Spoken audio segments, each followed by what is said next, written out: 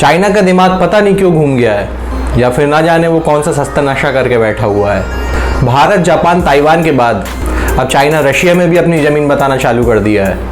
Hi guys, I am Mayank Awadhiya, welcome to my YouTube channel life high education. अगर आज आप पहली बार इस चैनल पर विजिट किए हैं तो please subscribe and hit the bell icon, ताकि मेरे आगे आने वाले वीडियोस का नोटिफिकेशंस आपको मिलते रहें। इस समय चाइना लगभग अपने सारे नेबरिंग कंट्रीज़ के साथ तनाव में है, और वो कंट्रीज़ तक जिससे उसकी सीमा तक नहीं लगती, उससे भी चाइना का सीमा विवाद चलता है। जैसे कि जापान, हाँ कुछ चमचे जो हैं उसके, जैसे पाकिस्तान हो गया, इनको छोड़ दिया जाए तो बाकी सारे देशों के साथ उसके बहुत ही बुरे संबंध अभी हो चुके हैं। मतलब चाइना की तरफ से देखा जाए तो ऐसा लग रहा है पूरी दुनिया ही चाइना है, और चाइना के साथ बहुत अन्याय करके उससे ज़मीन हड़प ली गई है। हाल ही में चाइना ने रशिया के व्लादिवोस्तोक को अपना हिस्सा बताना शुरू कर दिया है। अभी कुछ दिनों पहले भूटान के अंदर की जगह को भी विवादित एरिया बताकर चाइना ने उस पर भी आपत्ति उठा दी थी, जबकि चाइना और भूटान का उस जगह से कभी कोई सीमा विवाद था ही नहीं। नेपाल के कुछ एरिया पे भी चाइना ने कब्जा करके रखा है, पर नेपाल की सरकार पता नहीं चाइना के किस दबाव के चलते चाइना को कुछ बोल नहीं पाती। इस समय भारत और जापान से तो चाइना पिट ही रहा है, पर हालात देखकर ऐसा लगता है कि पूरी दुनिया ही अब चाइना को बॉयकॉट करना शुरू कर देगी, क्योंकि बिना मतलब के सबसे उलझता जा रहा है।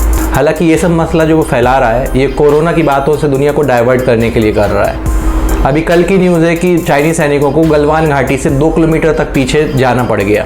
खैर, जाना तो पड़ता ही, नहीं जाता तो फिर हमारे सैनिक मार मार के भगा देते।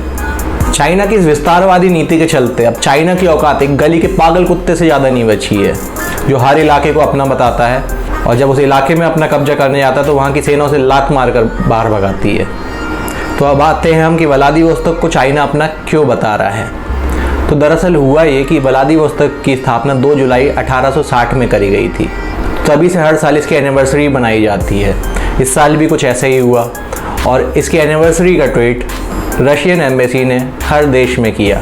चाइना में ट्विटर बैन है तो उसकी जगह विवो चलता है, तो रशियन एम्बेसी ने विवो में वहाँ पे ट्वीट किया उन्हीं की लैंग्वेज में, जिसमें बाद में वहाँ के लोगों ने आपत्ति उठाना शुरू कर दिया। आम नागरिक तक बात रहती तो फिर भी चलता, इसमें आपत्ति उठाने वालों में वहाँ के सरकारी ऑफिसर, मिनिस्टर्स और प्रेस भी शामिल था। हालांकि चाइनीज़ गवर्नमेंट की तरफ से इस पर कोई बयान नहीं आया, पर जैसा कि आप सभी को पता है कि वहाँ की जो प्रेस है वो बिना गवर्नमेंट की परमिशन के कुछ नहीं करती। वहाँ के एक मशहूर जर्नलिस्ट ने ये चीज़ बोली है, तो ऑब्वियस सी बात है गवर्नमेंट का हाथ उसके ऊपर है, तभी वो इतना बोल पा रहा है। व्लादिवोस्तोक रसिया की काफ़ी डेवलप सिटी है, और ये सिटी रसिया के ईस्ट साइड पे स्थित है। रसिया का मैक्सिमम समुद्री व्यापार इसी पोर्ट से होता है, इसलिए ये जगह बहुत अहम मानी जाती है रसिया के पॉइंट ऑफ व्यू से। पर चाइना के साथ ये चीज़ है ना कि उसको जहाँ फ़ायदा दिखता है वो हिस्सा को अपना बता देता है। जैसे अरुणाचल को लेके उलझा रहता है, जापान के आइलैंड को लेके उलझा रहता है। अब व्लादिवोस्तोक की बारी आ गई है। व्लादिवोस्तोक की सीमा चाइना और नॉर्थ कोरिया से लगती है। चाइना का दावा है कि 1860 से पहले व्लादिवोस्तोक चाइना का हिस्सा था, और यहाँ चाइना का अधिकार था, जिसको अनफेयर ट्रीटी के चलते रसिया ने हथिया लिया। और यहाँ तक कि इस जगह का दूसरा नाम भी चाइना ने बता दिया। चाइना में इस जगह को कहते हैं हाशेवई। चाइना के अकॉर्डिंग उस समय रसिया ने एक तरफा संधि करते हुए इस जगह को अपने अधिकार क्षेत्र में ले लिया था।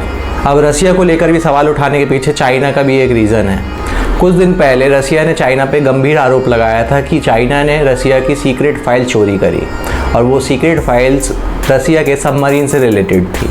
तो अब चीन को बदला लेने के लिए एक नया पेंच तो उलझाना ही था, तो उसने अब व्लादिवोस्तोक का राग अलापना शुरू कर दिया। खैर, चाइना से होना जाना कुछ नहीं है। इससे पहले वियतनाम के साथ भी उलझने की कोशिश की थी, वियतनाम ने भी उसको हरा दिया था। इंडिया ने पीछे कर ही दिया। जापान ने मिसाइल चाइना के साइड तो लगा ही दी हैं। अब बचा रसिया। रशिया भी इतना सीधा तो है नहीं कि चाइना उसके सीमा में घुसपैठ कर ले। अब इस मैटर में देखते हैं कि आगे रशिया का क्या रिएक्शन होता है। तो आज के लिए बस इतना ही, मिलते हैं अगले वीडियो में। जय हिंद।